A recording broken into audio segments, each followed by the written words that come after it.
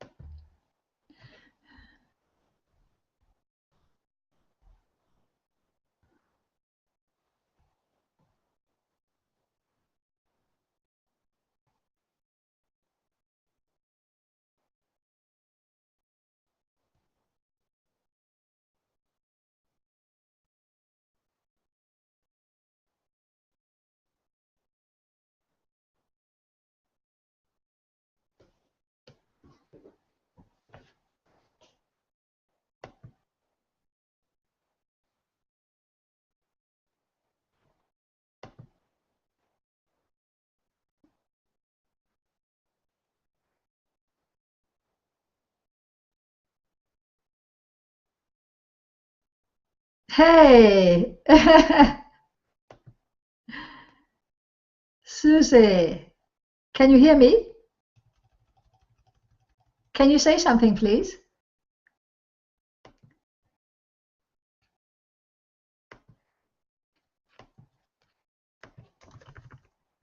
Can you say something? If you just test that mine's okay. Yeah. Susie, I can't hear you. Can you make sure that you've got your microphone enabled? If you put your cursor right to the top, you will see that there are some icons that light up.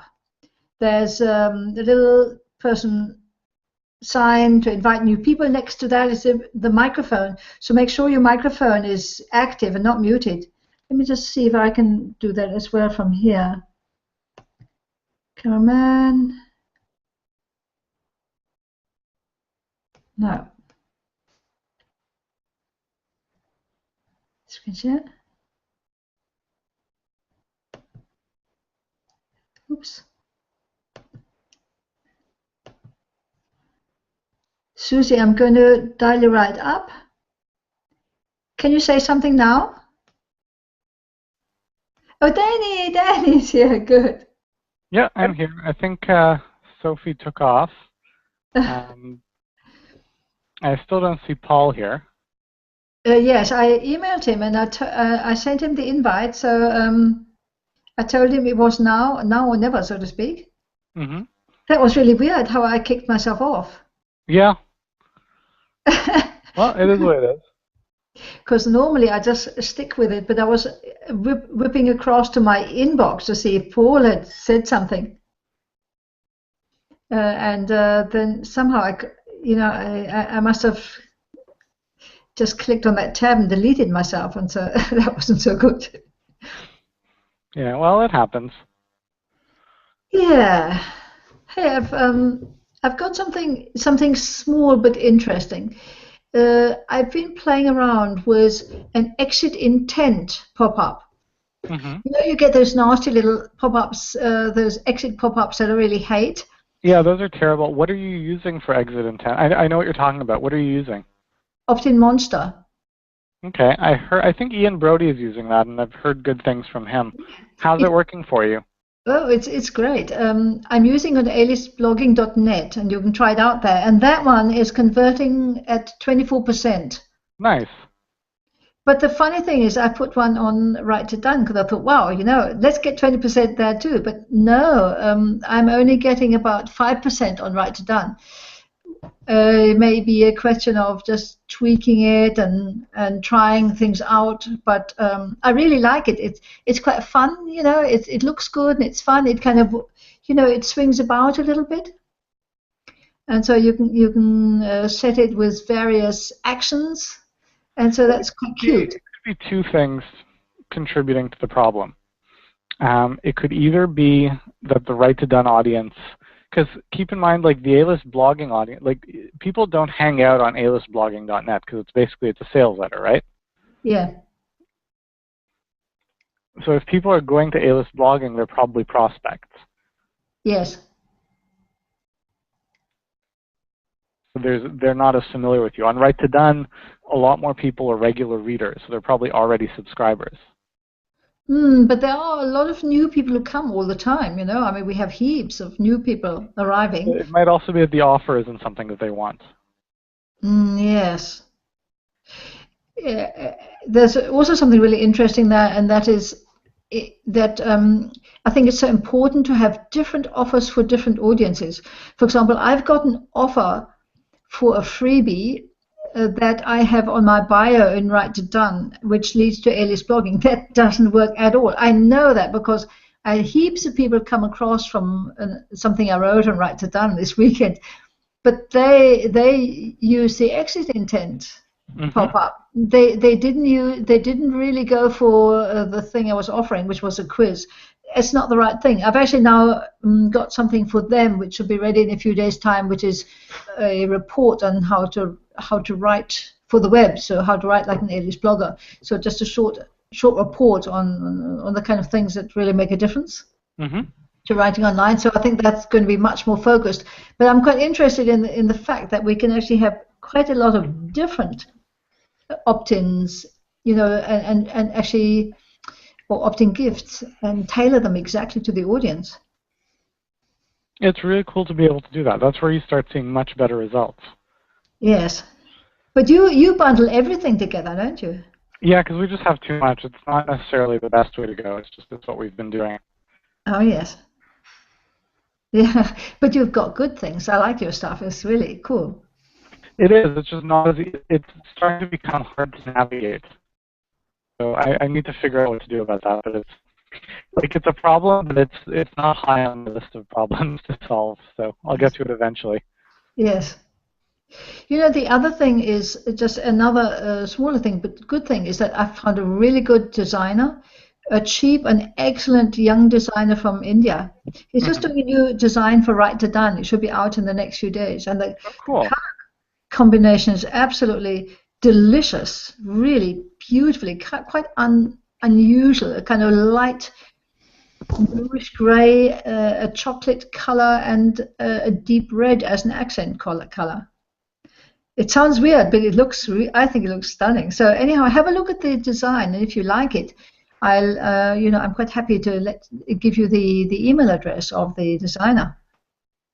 Well, I've got a designer already full time, so we do our designs in house. Oh yes.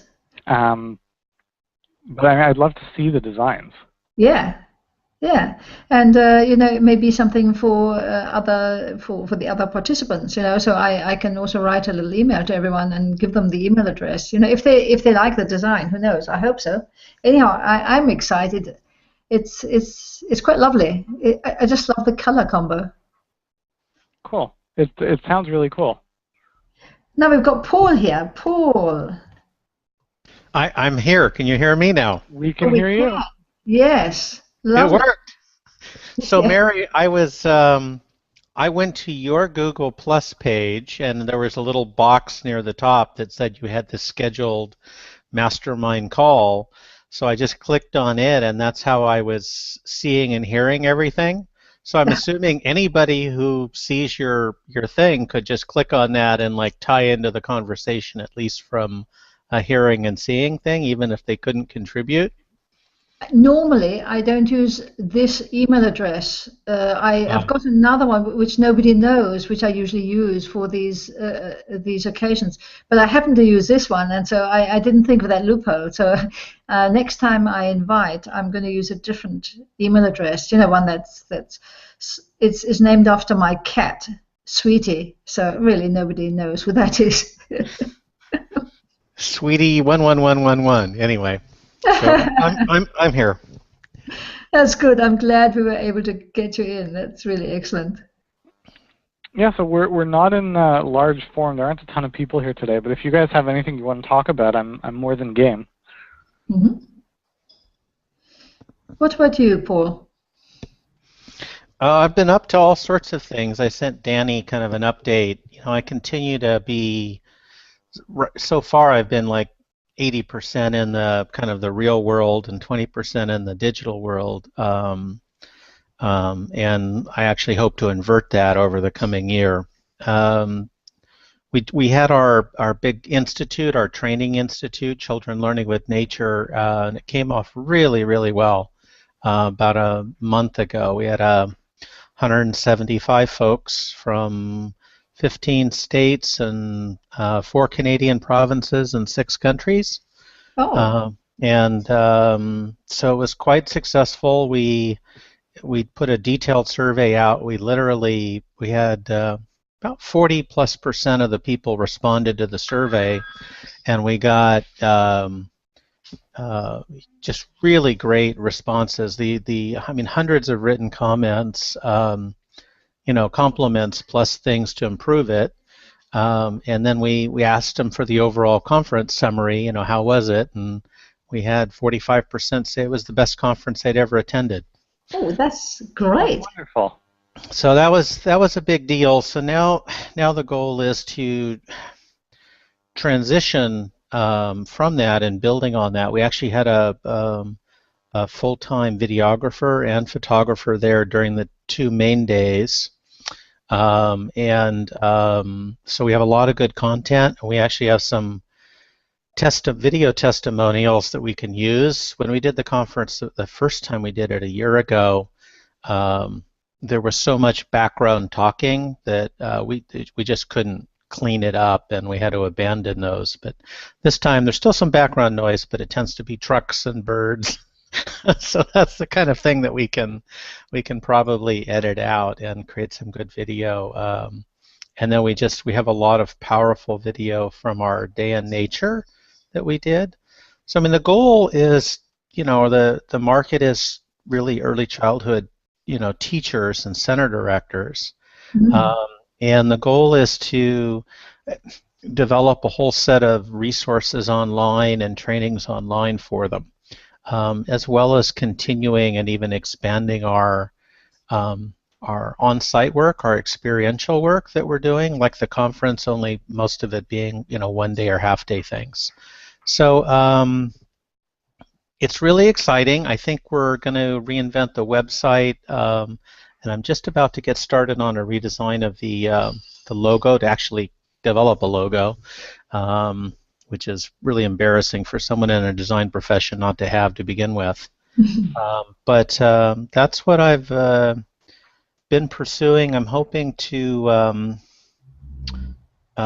get that up and running and actually do a product launch for what I envision as a 6-week kind of redesign your playscape course in early October. And then I'm hoping to do a contest to build our email list up right now. Right now, because we have SendPepper, which is Entreport's little brother, cheaper brother. And so we have about 2,000 people in our ecosystem already. but we want to get that, double. But I mean, when we do emails, which are not that frequent, I mean, we get 40% open rates, things like that. So I think that's good. Yes, I don't. Yes, those are very good numbers. Very good.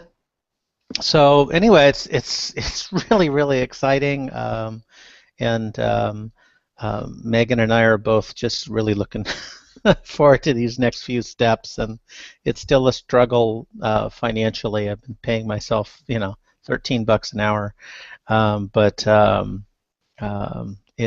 think it's going to take off in the next few months, and I'm pretty confident about that actually.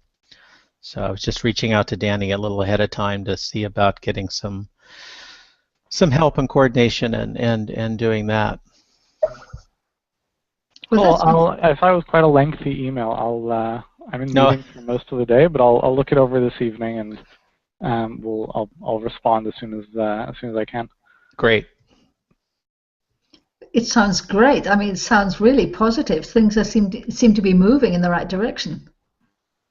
Well, I think so. I mean, when we get that kind of, I mean, people were like, "This just transformed my life," kind of comments, and so we have the written comments, and then also we have some videos and things. And I think having that kind of feedback, because of course, on the website, it's always better to have somebody else's reflection on what you're doing and what you offer and the value of it, rather than you saying, "Oh, this is the greatest."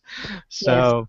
I've been following Jeff Walker, his stuff with the product launch. I think there's some pretty good stuff in there.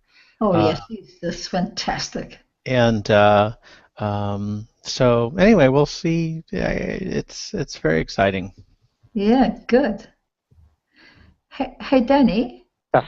Talking of Jeff Walker, are you one of his affiliates? Yes, I am. I mean, I really, yes, I'm an affiliate too, and I just really think his product is fantastic, and the way he markets stuff, my God. No, he's very good. I like Jeff. Yeah, lovely guy. I'm in a mastermind group with him, and he's a super nice guy. Lovely. Yeah, it's good. Now, Susie popped in and out. She's popping in and out. She hasn't been able to get in. She just sent her apologies. Oh. Because I've seen her. I mean, I've seen it appear. Like, she gets in, but she can't, stay in. Oh. She might have some problem or something. Who knows? Yeah, I don't know what it is.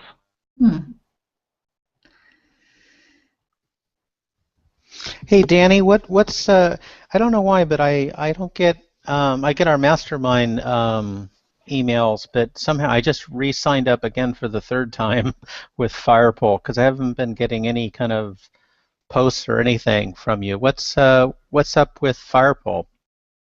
Things are really good on our end. We've got our big launch coming up in September for the Audience Business Masterclass. We've got our next big launch is in January, which I'm just starting to lay the groundwork for.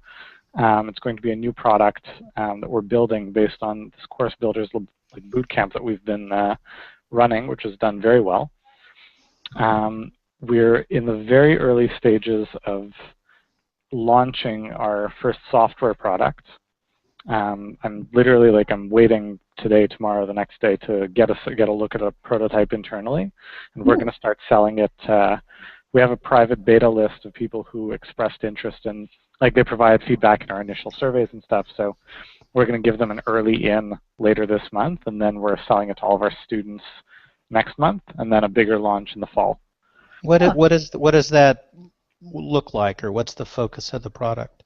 It's a task management app that sits inside of Gmail. So basically, there's a lot of task management tools out there, like Basecamp, like Asana, all these tools, and they all work from the same basic paradigm, which is that you should not manage your tasks in your email inbox. And they're right. You really shouldn't manage your tasks from your email inbox, but the reality is that we all do. And so 10 people sign up for one of these tools, and within 3 weeks, 8 of them have abandoned it because they just find that it's not practical. Right. They're back to Gmail. And so we're going to say that, yes, maybe you shouldn't manage tasks in your inbox, but everyone does, so we're going to make that easy. So what our tool does, basically, it sits inside of Gmail as a right sidebar, and it allows you to see your tasks right in there. You can create a task with a single click from an email. And then when the task is there, if you click on it, it'll open the email that originally created the task, so the information is referenced. And it'll sort by due date. So if you say, oh yes, I'll do this in 3 weeks, it kind of starts moving up on the priority list over time so you don't lose track of it.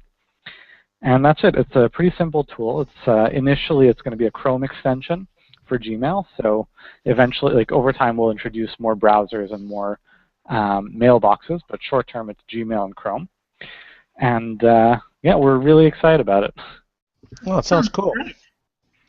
I really like that it's very simple. It's easy to get, easy to understand.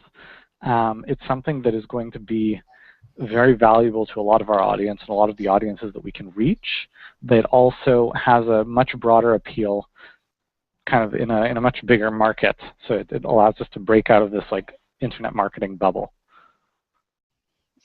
Yes, that's very wise. That's really good. It gives you an exit, so to speak, into a bigger market. Mm-hmm. Have you been, or is there the thought at all of tying into the getting things done, the David Allen kind of content and the whole connect? I mean, they seem to have a very strong connection to the Evernote University. Yeah, maybe at some point, but at this point we want to keep it really simple, and we want to really let the demand of the customers take the lead in terms of where this is going to go. How's it going to differentiate itself from the tasks? The task that you can do in Gmail right now? Well, first of all, most people don't know about that. But beyond that, it's in a different pane. The problem with all these task management tools is that it's out of sight, so it's out of mind. Mm-hmm. Like you have to go to the calendar or the task window or wherever it is. Like I don't even know where to find it. This sits literally like how on the right-hand side there's ads? Yes. So it'll replace that with your task list. Oh, that's good. That should be really good, actually. Yeah, I'd like that. So fingers are crossed. Like the designs are looking really cool. We've the prototype is basically working. Bhumi's already using it internally because she's leading that development project. Mm-hmm. So it's looking cool. Yeah. Danny, I was on the website and I didn't see the boot camp showing, or I guess what I'm still interested in, what actually in my email to you referenced was not even necessarily getting your time as much, maybe a bit of that, but like your staff and having that 1 or 2 day hand holding session that you would deliver out into cities and things where you're either, well, I guess it could be virtual, but also in person to kind of walk people through some of these coordination steps. I guess I still have fears and just a lot of ignorance about kind of the launches and the site integration and the split testing and all those things that I'm still not doing most of. I keep studying and reading and things, and so I guess is the boot camp that you're doing on that, or is that on the blog? No, it's completely unrelated. The boot camp is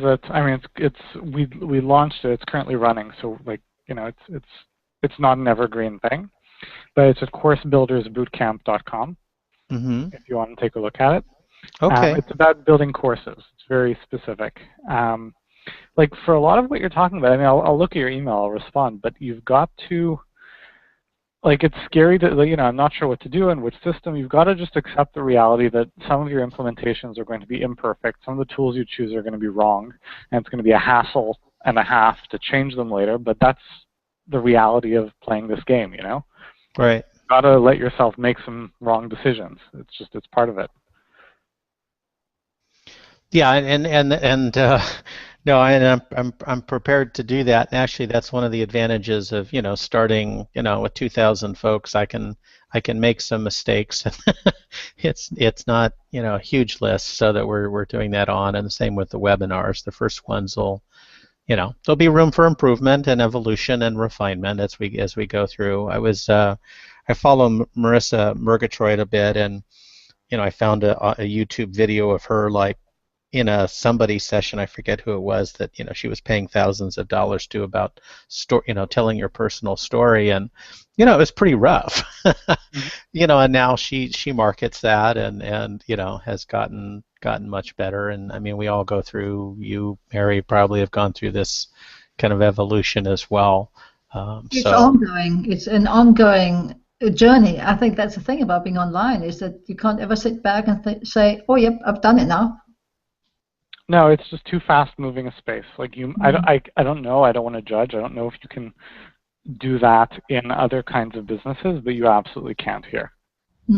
Like it's just not a possibility. Right. I agree.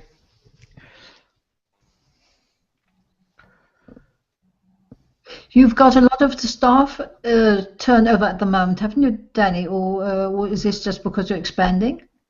You mean the job offer we put out? Yeah. No, it's because we're expanding. Ah, that's good. Like we're right now, it's me plus 10 people, and depending on how things go, I might hire as many as 3 more people by the end of the month. Because you put it online, does that mean that you're going to look for people online, or are you still looking for people who actually live in Montreal? No, we've really moved away from that stance. At this point, about half of my team is virtual. Oh yes, that's so half of the team's much in Montreal. But yeah, like we've changed quite a lot in the last year as we've grown. Yes. So one of the positions that I'm hiring for, there's a candidate in Montreal that I'm probably going to hire, so it is going to be a local hire. Yes. The position that we advertised online, I'm open to someone anywhere in the world as long as they'll be good. And the third position that I'm not sure if I need yet, but that would also probably be a remote hire. Yeah, that sounds really good. I mean, you know, you're really growing at pace, aren't you? It's crazy how fast we're growing. I mean, we're like literally doubling or tripling our workforce every year. Wow. Well, that's a good level of growth, though. I mean, it's fast and expansive, but it's still, even at 10 people growing to 20, even that's a workable situation culturally. How is it in terms of with the people that are not connected to you? I know that it seemed to me when we were there in Montreal, you were trying like Tuesdays or something, everyone gathered in the afternoon and you had the whole team together. Well, we still do that. Mm-hmm. So we have office space now, which we expanded into a few months ago. Well, it's sort of office space. We have in the sister condo building across the backyard, we bought a unit and basically turned it into an office. We invested pretty heavily in video conferencing equipment. So we're very well equipped for, it's comfortable to work, and it's comfortable to work with people who are remote from the office. We have our weekly meetings that everyone, either they're in the office if they're in Montreal, or if they're remote, they'll dial in on Skype, and we have them on the big screens and everything. So we still do that. Cool. But I mean, functionally, even the Montreal team, like we have the meeting in person once a week, but it's mostly remote work. Right. Yeah, because I think that I'm estimating that within 6 months we'll be about 6 people. I mean, again, I used to my firm was 20 people 5-6 years ago. So for me, it's I've got infrastructure in place and it's building back, and then emphasis on the digital market instead of just design. But I want to look very seriously at similar to what you're doing with a number of those folks being virtual, either kind of local, regional, or even national, international. Well, the key thing to doing it that I feel a lot of people in the online world kind of overlook is, ostensibly you save a whole bunch of costs by not hiring people locally. Because you don't need office space, you don't need infrastructure, you don't necessarily have to pay taxes, there's arbitrage differences in terms of what you pay them. What you have to keep in mind is that you're not really saving that money, you just have to invest it in different places. So maybe you have to invest in video conferencing equipment, maybe you have to invest in better communication, tracking, and interaction technologies. Maybe you want to fly them over every so often. I mean, in January we're doing our annual retreat. I'm flying people in from all over the world. I want the whole team to be there. So I'm going to have, it looks like 1 or 2 people won't be able to attend. That's just one of them's getting married a few weeks later and stuff like that. But I mean, I have a girl in the Philippines and ostensibly she's the lowest paid person on the team because she's it's in the Philippines. And it's also it's an admin type role.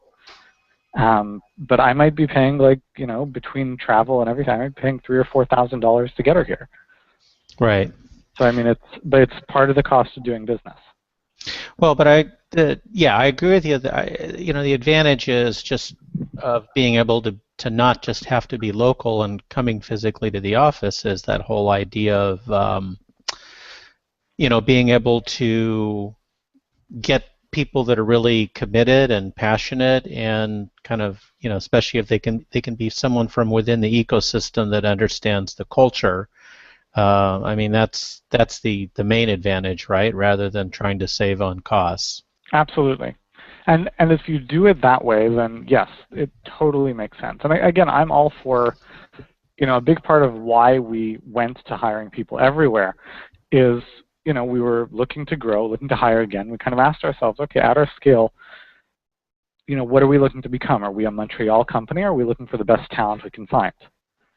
And we want the best talent we can find. And particularly for the first roles that we hired for, which were student support roles, it just made more sense to hire from within the ranks of our students.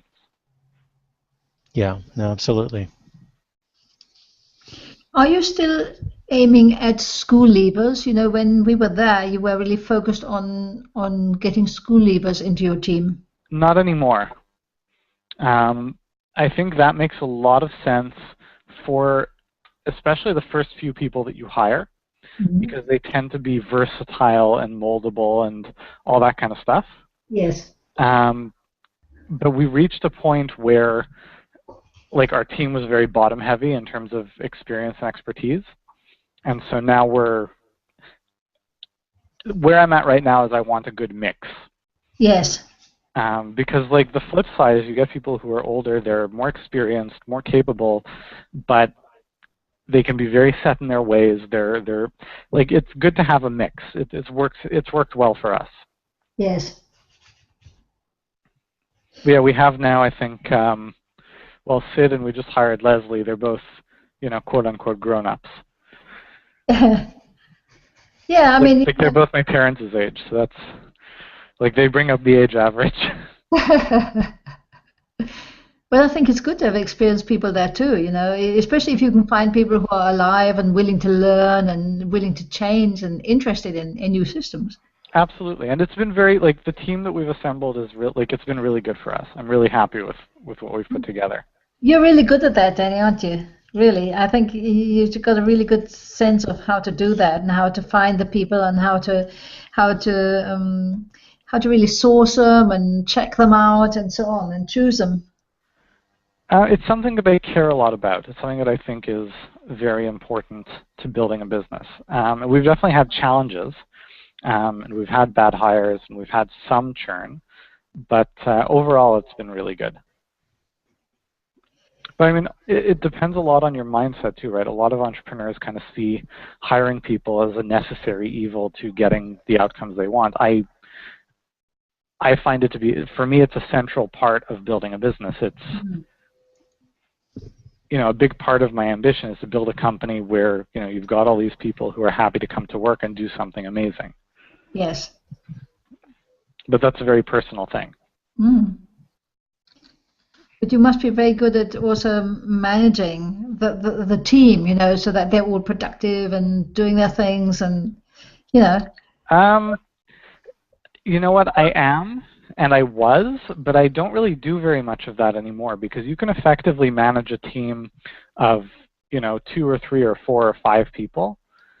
But beyond that, it just gets very impractical. And we actually, one of the more difficult times for me in this business is, when I was kind of in a position where I'm trying to manage 8 people. Yes. I'm this is impossible. I can't stay on top of the workload of 8 people, and I can't even do that effectively, never mind do my own work. Yes. At this point, I don't really manage anyone in the business. We have a bunch of kind of peer supervision type setups, and people own and run projects, but the team more or less self-manages. And I'm still in the process of taking more stuff off my plate. Our next couple of hires are really about stuff that I do. Like, I'm looking to hire a copywriter. I want that work completely off my plate because I have vendors that we use, but it's not enough. Yes. And when that happens, I will probably be doing a little more management. Like, a few people will report to me, but like over a certain size, like the only way the organization can run well is if you don't have to be the linchpin holding it all together. Mm. At least from a day-to-day managerial standpoint. Yes. I apologize, you two, but I have to run because I've got to be at City Hall in about an hour with some present a project.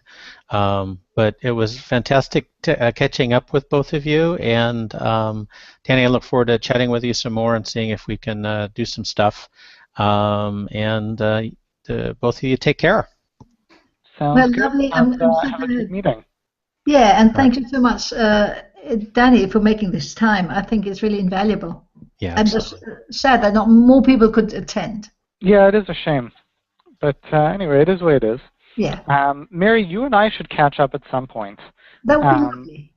I'm writing myself a note. I actually have to run too because I've got a call starting in just a few minutes, but I'm writing myself a note. Catch up with Mary. Oh, that would be lovely. We'll set up a time to do that. Yeah, that would be lovely. I'd really enjoy that. That would be so good. All right. In the meantime, have a great rest of the day. All right. We'll talk soon. Lovely. Take care. You Bye-bye. too. Bye-bye.